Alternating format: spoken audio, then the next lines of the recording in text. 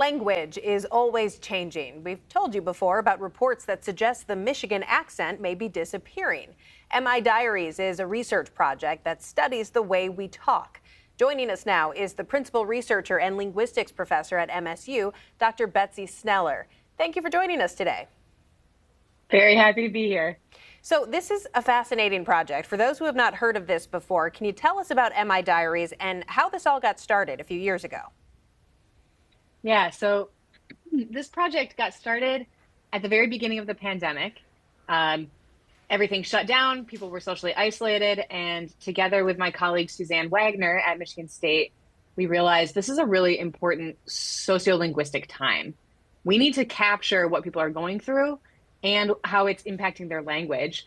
And so we developed this project that is actually quite new in terms of how linguistics is typically done. So we made an app that people can download onto their phone and just self-record. We call them audio diaries.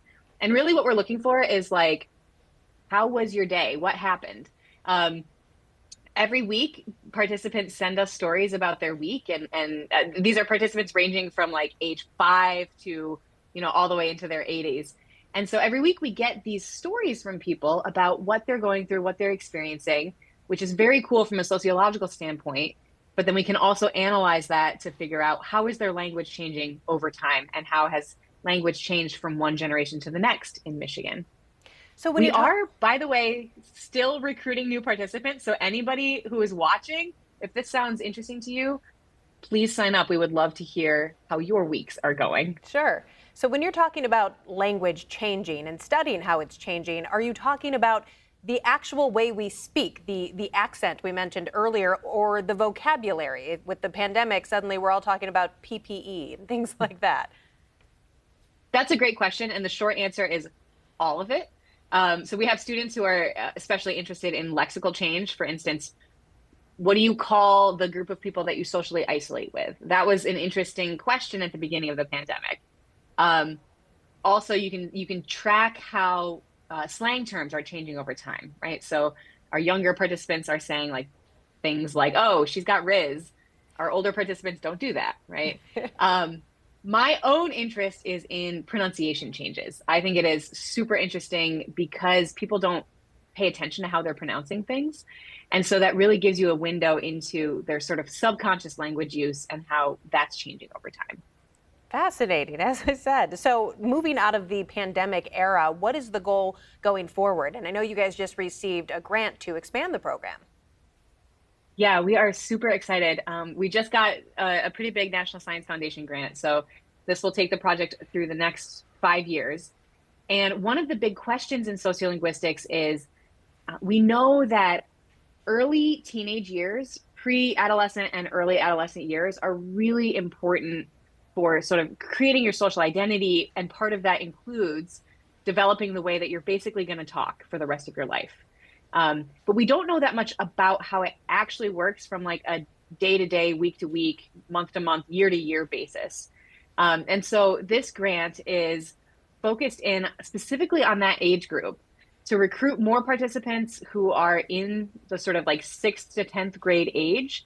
But then also we're partnering with WGVU, the public broadcasting station in Grand Rapids, to turn some of our data into lesson plans about language variation and sort of language diversity, linguistic diversity for those age groups as well. So it's kind of a two-sided, let's learn some new things that we have never been able to learn before.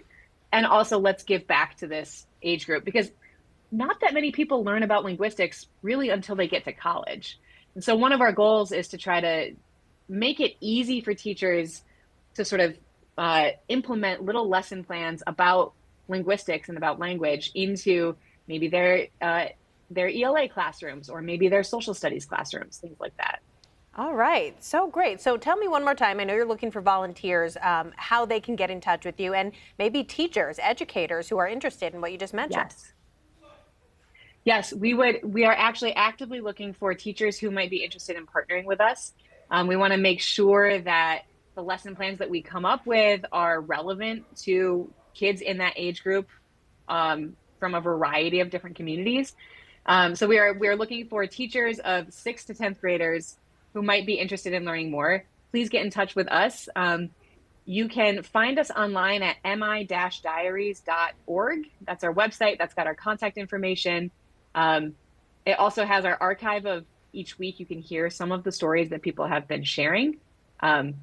So for anybody who's interested in learning more. So please send us an email if you're interested in participating or participating as a potential teacher partnership. And our email is mi.diaries@msu.edu.